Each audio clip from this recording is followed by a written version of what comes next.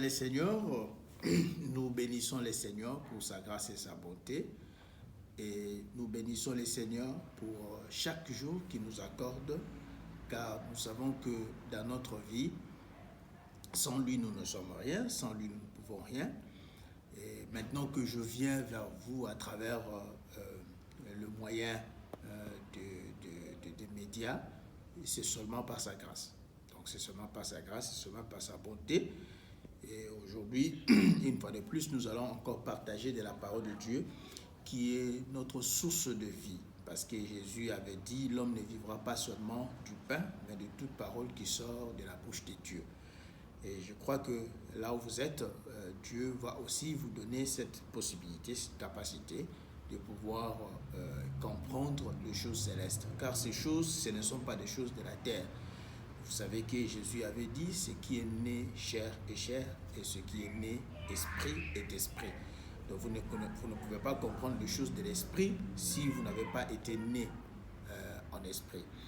Et là, je veux faire une prière pour commencer notre service. Seigneur Dieu Tout-Puissant, je te bénis, je te glorifie pour ta grâce. Je te bénis pour cette opportunité que tu nous as accordée. Seigneur, pour l'énergie, la force physique, la disposition. J'ai ici la disposition que tu m'as donnée, la disposition que tu as donnée à mes frères qui sont en train de m'accompagner dans ce service et la disposition que tu as donnée à tout le monde qui est en train de me suivre. Seigneur, nous voulons que toi seul tu puisses nous assister, nous accompagner pendant ce moment et que toi tu sois celui qui nous parle parce que la Bible dit vous serez tous enseignés de Dieu. Que ton nom soit élevé, que ton nom soit glorifié et sois le maître, le guide par la puissance de ton Saint-Esprit. Lave-nous par ton sang et dispose-nous favorablement devant ton honneur. Nous neutralisons les forces de l'ennemi qui viennent avec les confusions, les distractions, l'incompréhension, de le rendre sans effet au nom de Jésus-Christ. Sois béni, sois glorifié. Dans le nom de Jésus, nous avons prié. Amen. Nous bénissons le Seigneur. Comme vous le savez, nous sommes en train de passer des moments historiques dans le temps de l'humanité, dans ces temps actuels, avec cette maladie qui est en train de faire du succès. C'est bizarre parce que ça fait vraiment du succès que beaucoup de gens sont maintenant dans les troubles sanitaires, troubles psychologiques, troubles financiers à cause de cette maladie. Aujourd'hui, nous ne pouvons pas faire des services physiques, comme vous le savez, nous ne pouvons pas nous réunir comme d'habitude. Et ce sont des moments pareils, nous nous rappelons ce que Jésus avait dit, il y aura un temps où la parole de Dieu deviendra rare. Il y aura un temps où la parole... Nous ne sommes pas encore arrivés à ce temps ici. Rappelez-vous, il faut toujours faire la part de choses entre le temps du règne de l'Antichrist et le temps des crises normales que nous connaissons. Ça, ce n'est pas le règne de l'Antichrist. L'Antichrist, quand il viendra régner, l'Église est répartie. Donc l'Église ne peut pas être là.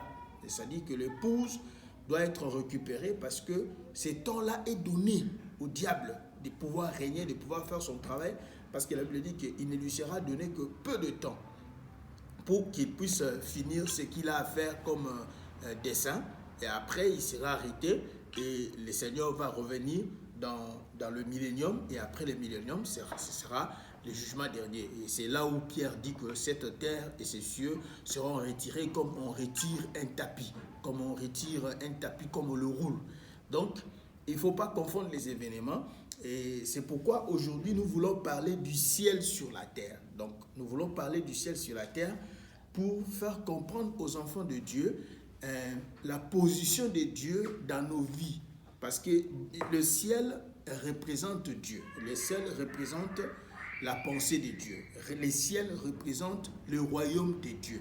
Et le ciel sur la terre, c'est seulement Dieu sur la terre en forme de la chair, c'est-à-dire il est venu d'abord à travers la loi, ensuite il est venu dans la chair comme le Fils bien-aimé de Dieu. Amen. Et enfin il est venu comme le Saint-Esprit. Donc tout cela, c'est la forme du ciel sur la terre. Amen. Donc quand il a commencé avec la forme de la loi, avec Moïse, rappelez-vous, il a dit à Moïse de construire les tabernacles. Il lui a dit c'est parce que je veux habiter au milieu de vous. Amen. Je vais habiter au milieu de vous pour que je vous fasse connaître mes commandements, je vous fasse comprendre qui je suis. Mais regardez, quand il descend avec Moïse, la Bible dit, il lui dit de construire les tabernacles, et les tabernacles avaient, l'entrée du tabernacle qui était le parvis, avait été dans la position du lever du soleil. Donc on a appelé ça la position du lever du soleil qui est l'est. Donc dans l'entrée, il dispose l'entrée du tabernacle à la position du lever du soleil et la partie très sainte du tabernacle à la position du coucher du soleil. Et la Bible dit, lui maintenant, il prend une position. Il part se positionner dans le lieu très saint, là où se trouvait l'arche. Parce que vous savez que l'arche de l'Alliance était la représentation de Dieu. Parce que quand David, nous allons voir ça plus tard, quand David a vu l'arche entrer, vous vous rappelez quand il faisait revenir l'arche qui était prise par les Philistins, la Bible dit quand David a vu l'arche entrer, David a commencé à danser et même sa femme a dit que ce n'est pas possible un roi qui danse comme ça. Donc pour dire que David a compris que l'arche c'était exactement la représentation de Dieu. Amen. C'était la représentation de Dieu, donc l'arche c'était Dieu. Et la Bible dit dans le lieu très saint, là où il faisait très noir, il n'y avait pas de lumière parce qu'il y avait quand même de lumière dans le tabernacle, mais la lumière c'était dans le lieu saint. Mais dans le lieu très saint, il n'y avait pas de lumière. Et les souverains sacrificateurs y entraient une seule fois par an. Mais regardez, quand Jésus est venu, les rideaux qui séparaient le lieu, c'est-à-dire que le parvis pour accéder au lieu très saint, la Bible dit que ce rideau-là a été déchiré. Ça veut dire que tout le monde pouvait voir ce qui se trouve à l'intérieur. Donc, c'était le changement des sacerdoces, c'était le changement, donc l'accomplissement de la pensée de Dieu pour que Dieu puisse maintenant se faire trouver dans la foi. Parce que là, il dit maintenant que l'heure est venue où les vrais adorateurs adoreront le Père en esprit et en vérité. Il précise même que ce n'est ni sur la montagne, ni à Jérusalem. Donc toutes ces choses, ce sont des choses qui sont dans la Bible. Et peut-être dans les jours qui viennent, nous allons chercher à aller écriture par écriture pour faire comprendre aux enfants de Dieu ces choses. Et nous en avons l'habitude toujours, on parle toujours de ça. Donc tout ceci, c'est pour vous faire comprendre comment Dieu a quitté le trône. Il est venu donc. Dans cette disposition-là, dans cette dispensation-là, les enfants d'Israël n'avaient pas accès à Dieu. Seule la personne qui avait accès à Dieu, c'était les souverains sacrificateurs que Moïse avait établi. Donc, Dieu était caché, en d'autres termes. Dieu était caché. C'est pourquoi dans la Bible dit que la gloire de Dieu, c'est de cacher les choses, mais la gloire du roi, c'est de les révéler. Amen. C'est de les révéler pour que les gens comprennent qui est Dieu. Et nous insistons toujours, chaque fois quand je prêche, je dis toujours, quand vous comprenez Dieu, alors vous saurez comment l'adorer, vous saurez comment lui servir, vous saurez qui il est dans votre vie. Vous allez comprendre que Dieu, ce n'est pas quelqu'un qui distribue les pains, il n'est pas quelqu'un qui distribue l'argent dans les comptes bancaires, non. Ce n'est pas l'objectif de Dieu.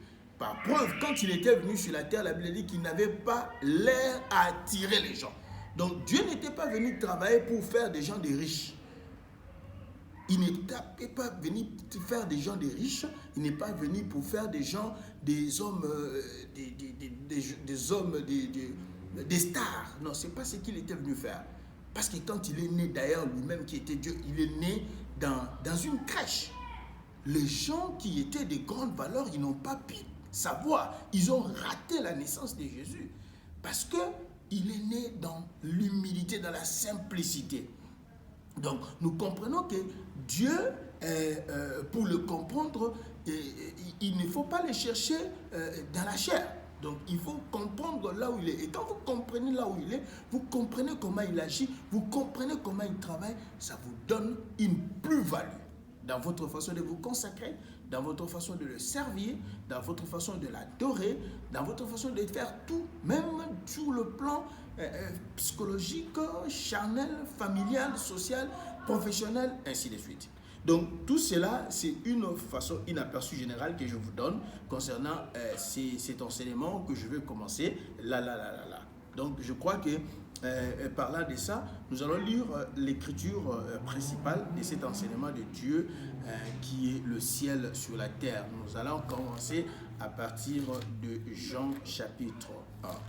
La Bible dit, dans Jean chapitre 1. Donc, nous parlons de le ciel sur la terre. Vous avez compris déjà, je fais l'aperçu pour faire comprendre comment Dieu, le ciel représente Dieu qui est venu en forme de la loi à travers Moïse et il est venu dans la chair à travers Jésus-Christ et il est venu en esprit à travers le Saint-Esprit. Donc c'est Dieu sur la terre.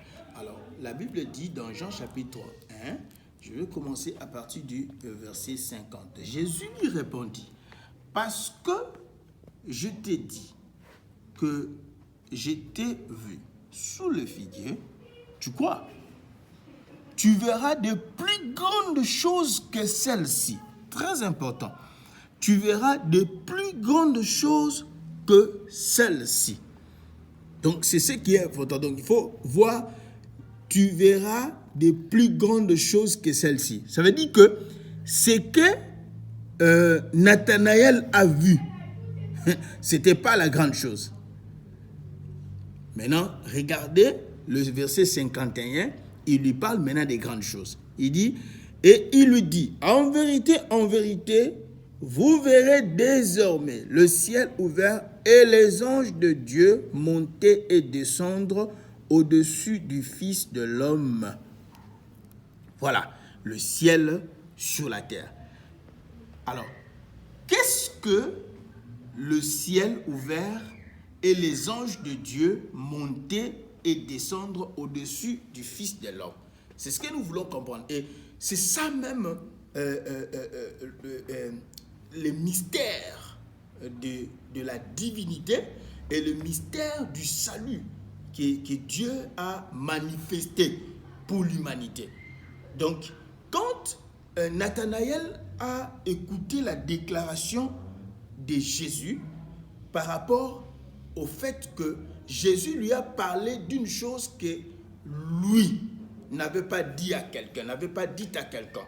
Il était quelque part, il dit, quand tu étais sur le figuier, je t'avais vu.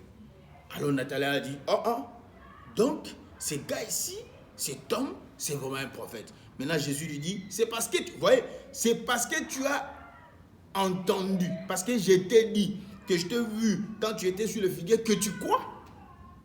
Vous voyez, aujourd'hui, beaucoup de gens viennent à l'église parce que on leur a dit ce qu'ils étaient, ou ce qu'ils vont devenir, ou la position dans laquelle ils sont, ou peut-être des choses qu'il voudrait avoir. Peut-être qu'il avait besoin d'argent et on lui dit, en tout cas, Dieu a vu tes cris, Dieu a écouté tes prières et voilà, tu auras ceci, tu auras ceci. Dieu te dit que tu auras ceci, tu auras cela. Vous voyez, la personne maintenant, quand l'homme de Dieu, que ce soit un prophète, un ministre de Dieu, un docteur qui lui parle, qui lui fait la révélation de sa vie par le don. Parce que tout ce que les hommes font, c'est les dons. Ce n'est pas l'homme qui fait les miracles. Amen. C'est les dons de Dieu qui opèrent dans l'homme. Donc si un homme se glorifie pour le miracle qui sont opérés par son entreprise, c'est là que l'Éternel est en train de confondre les gens. C'est là que l'Éternel confond les gens. Quand tu commences à te glorifier et tu commences même à dire aux gens, ça c'est une parenthèse que j'ouvre, tu commences à dire aux gens, venez, vous allez voir ce que le Seigneur va faire pour vous. Et tu commences à orienter les miracles. Les miracles, c'est pourquoi on appelle ça miracle. C'est parce que c'est quelque chose, même toi-même, tu ne sais pas ce que ça va se reproduire. Mais comme tu es un ministre de Dieu, tu es connecté, tu sais l'unique chose, que c'est ma connexion avec l'Éternel qui va faire produire, qui va faire exécuter les dons. Amen. Donc, c'est les dons de Dieu en toi qui travaillent. Amen. Vous voyez, donc, quand les dons travaillent, les hommes maintenant ouvrent les yeux. Ils disent, vraiment cet homme, c'est un homme de Dieu. Vraiment, cette église, on parle de Dieu. Vous voyez, ce n'est pas parce qu'il a écouté la parole.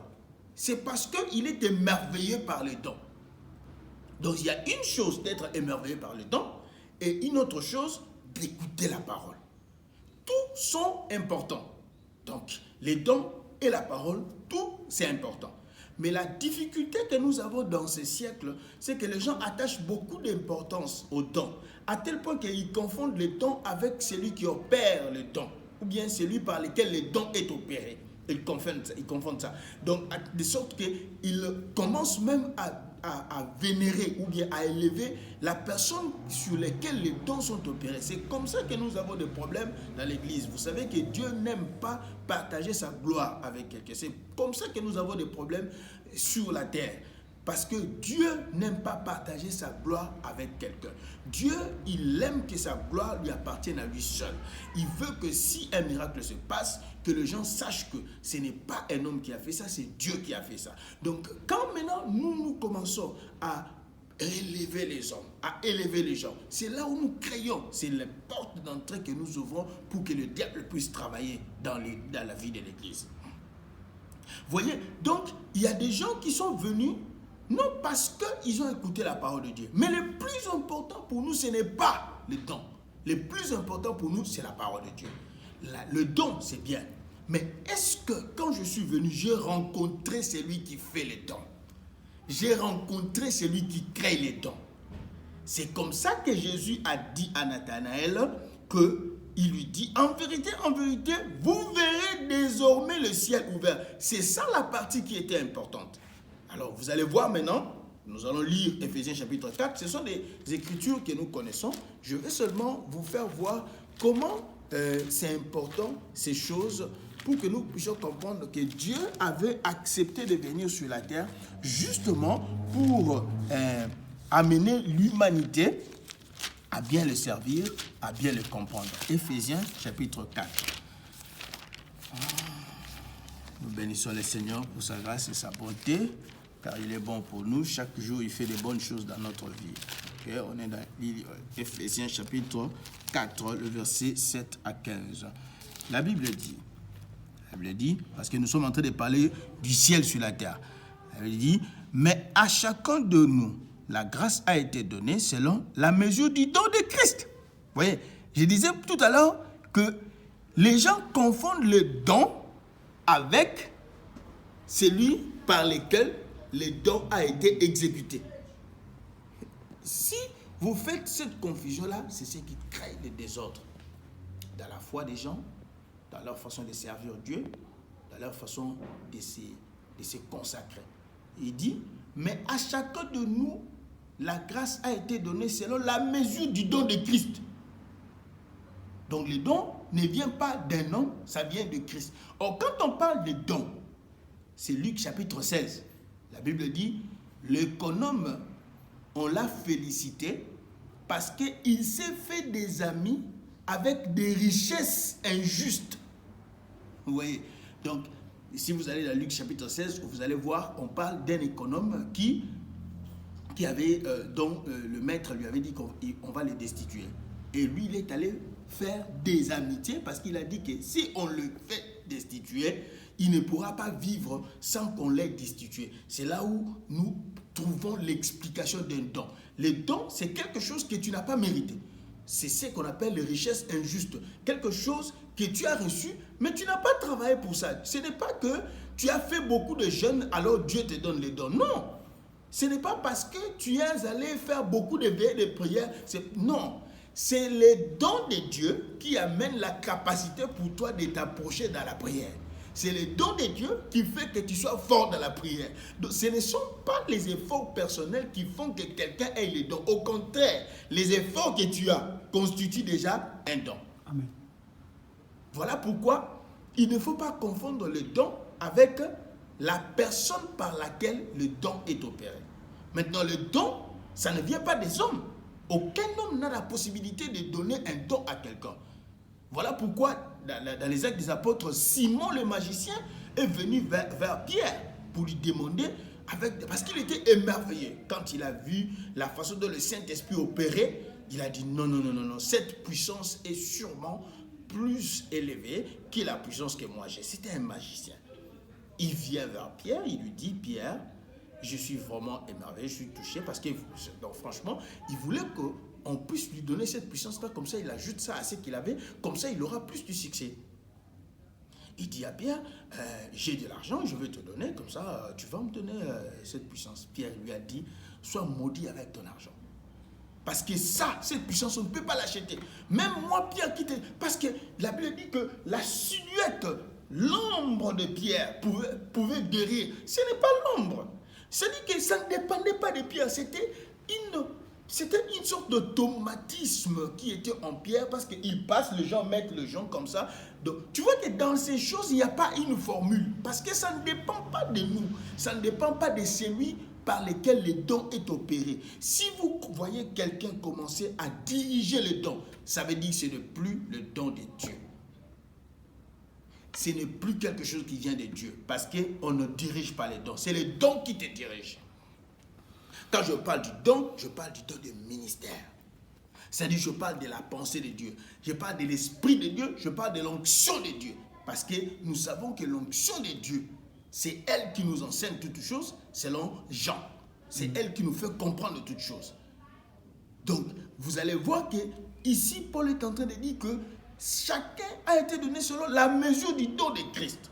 Mais il a dit, c'est pourquoi il est dit, étant monté dans les hauteurs, il a amené des captifs et il a fait des dons aux hommes.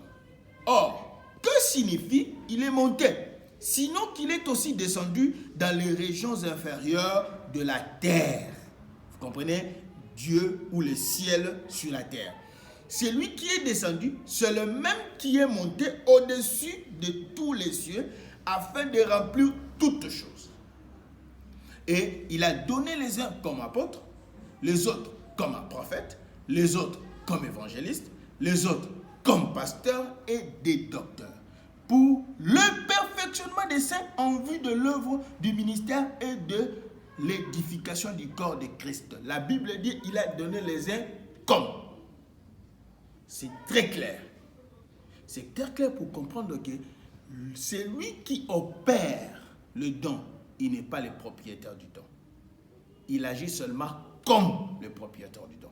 Donc en réalité, Dieu est en train d'agir par rapport aux espaces géographiques. C'est-à-dire que pour toute famille chrétienne, Dieu a émis un don. Ces dons-là, c'est pour agir comme lui. C'est-à-dire qu'un ministre de Dieu est mandaté pour agir au nom de celui qui l'a envoyé. Donc si vous voyez un ministre de Dieu, vous n'allez pas le définir par rapport à ce qu'il dit, mais c'est par rapport à ce que c'est lui qui lui a envoyé dit. Or, c'est lui qui l'a envoyé, c'est qui? C'est Christ. Et Christ, c'est qui? C'est la parole de Dieu. C'est pourquoi nous disons toujours que définir, comprendre un ministre de Dieu, c'est déjà le début de votre épanouissement spirituel. Parce que Paul dit à Timothée, veille sur toi-même et sur ton enseignement. Parce qu'en agissant ainsi, tu te sauveras toi-même et sauveras ceux qui te suivent. Un ministre de Dieu incarne le salut de ceux qui le suivent. Voilà pourquoi nous voulons que les enfants de Dieu comprennent ce qu'ils suivent. La définition d'un ministre de Dieu ne vient pas d'un dictionnaire. La définition d'un ministre de Dieu vient de la parole de Dieu. Parce que l'autorité qu'il incarne, ce n'est pas son autorité. Ce ne sont pas ses parents qui lui ont donné ça. Ce n'est pas l'université qui lui a donné ça. C'est l'autorité du Saint-Esprit c'est ce qu'on appelle le don du Saint-Esprit. Et il n'agit pas en son pouvoir, il agit au pouvoir, par rapport au pouvoir qui lui est investi. C'est pourquoi il agit comme un docteur, il agit comme un évangéliste, il agit comme un pasteur, il agit comme un apôtre, il agit comme un prophète. Et maintenant, dans ces comme, c'est là maintenant que nous trouvons ce que Paul dit dans 1 Corinthiens 14, que si je viens vers vous, je ne vous parle pas en révélation, je ne vous parle pas en connaissance, je ne vous parle pas dans la doctrine, je ne vous parle pas dans la connaissance, comment vous allez savoir de quoi je parle? Donc, toutes ces choses, c'est pour nous faire voir comment Dieu a choisi de traiter avec l'humanité à travers les hommes que lui-même a choisis. Frères bien-aimés dans le Seigneur, c'est à travers ces hommes que Dieu a mis la plénitude de sa pensée pour permettre à ce que les enfants de Dieu qui sont répandus dans le monde comprennent qui Dieu est. C'est pourquoi dans la parole de Dieu, quand il était sur la terre, il avait dit, il faut que cette bonne nouvelle soit prêchée dans le monde entier, ensuite viendra la fin. Parce qu'il doit, la Bible dit, jusqu'à ce que la dernière brebis va entrer. Quand la dernière brebis entre, paf, alors là, il va fermer la porte. Et la dernière brebis là, c'est qui? C'est parmi les 5 vierges sages. Dès que la 5e entre, c'est alors qu'il ferme la porte. Vous voyez? Alors, toutes ces vierges doivent écouter la parole qui va les sanctifier ou encore qui va blanchir leur robe. Donc, nous comprenons que la vie de Dieu, qui est le ciel sur la terre, c'est ce que Éphésiens est en train de dire, c'est pour le perfectionnement des saints en vue de l'œuvre du ministère et de l'édification du corps de Christ, jusqu'à ce que nous soyons tous parvenus à l'unité de la foi, de la connaissance du Fils de Dieu, à l'état d'homme fait, à la mesure de la stature parfaite de Christ.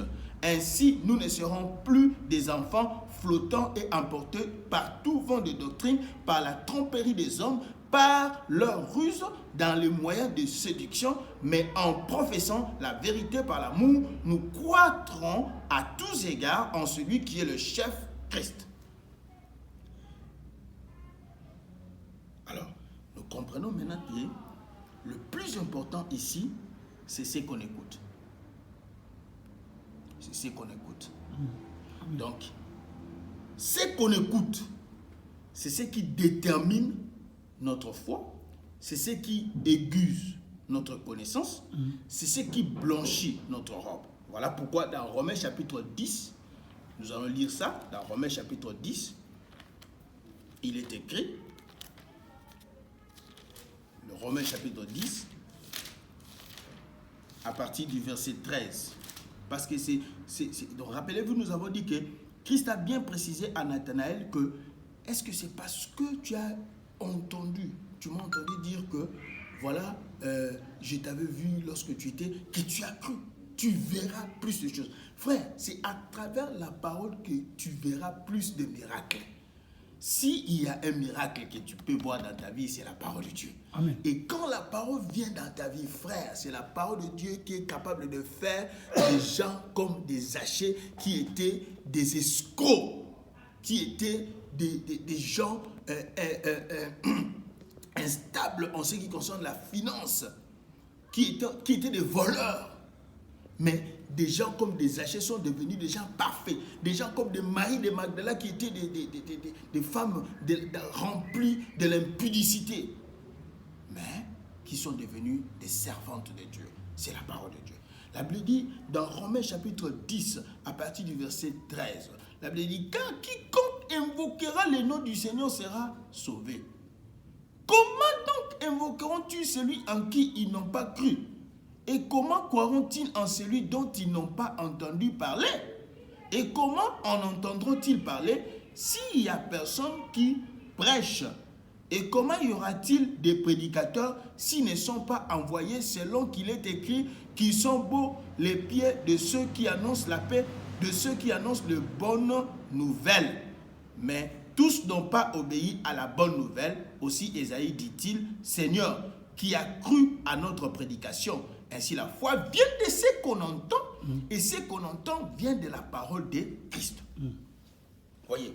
Donc, nous comprenons que le plus important pour nous, c'est est-ce que nous écoutons la parole de Christ? Parce que notre vie, même dans le cadre du combat spirituel, même dans le cadre des résistances, même dans le cadre des réalités que nous avons aujourd'hui, des réalités liées à la maladie, des réalités liées à la profession, aux crises financières, aux situations socio-économiques. Frère, ce qui fait notre force, c'est la parole de Dieu. Voilà pourquoi vous allez vivre dans la vie de David. Il avait appris à faire beaucoup de psaumes. C'était justement parce qu'il voyait les réalités de sa vie. À la fin de la journée, quand il comparait ça à la parole de Dieu, il trouvait qu'avec la parole de Dieu, il était toujours il était toujours vainqueur. Il avait toujours du succès, il avait toujours de la réussite. C'est pourquoi même Job, à la dernière minute, a crié. Il a dit, j'avais entendu parler, maintenant mes yeux ont vu. Mais vous allez voir qu'au début de la maladie de Job, Job c'était quelqu'un que Dieu avait témoigné. Job, la Bible dit que Job, Dieu a dit qu'il était le juste, il était un homme intègre. Mais comment c'est Job-là qu'on a déclaré intègre par Dieu auprès du diable viendra dire que j'avais entendu parler, maintenant mes yeux ont vu. C'est-à-dire que Dieu, c'est un mystère. Et quand vous le comprenez, frère, vous avez le royaume des cieux. Et le royaume des cieux sur la terre, c'est à travers la parole de Dieu. Et la parole de Dieu est annoncée par ses ministres. C'est pourquoi faites attention à ce que vous écoutez. Parce que ce que vous écoutez, c'est ce qui détermine votre salut, c'est ce qui blanchit votre robe, c'est ce qui détermine votre façon d'agir, de réagir. Frère, si la parole de Dieu est pleine en toi, tu ne vas pas faire n'importe quoi. Parce que ce ne sera pas toi qui vas décider. C'est la parole qui est en toi qui décide. Et je vous dis la vérité, et je ne vous mens pas. La parole de Dieu amène la douceur dans la vie de quelqu'un. La Bible dit dans Hébreux chapitre 14, Hébreux chapitre 4.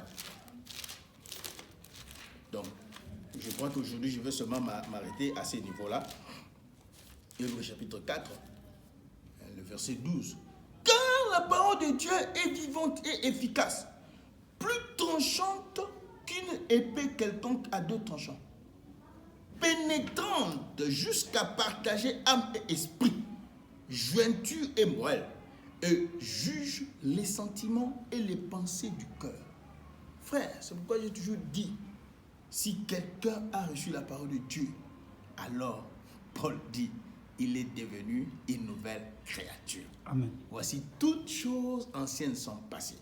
Si quelqu'un dans sa vie, il avait l'envie de voler, il est devenu chrétien, mais le vol ne quitte pas. Il faut que tu regardes quelque part, il y a quelque chose qui ne va pas. Si donc, avant la parole de Dieu, avant que tu sois à l'église, tu étais quelqu'un qui aimait toujours suivre les filles, les jeunes filles, tu aimais toujours vivre dans la vie de l'impudicité, mais tu es devenu tu es venu à l'église, cette vie-là, c'est toujours pas.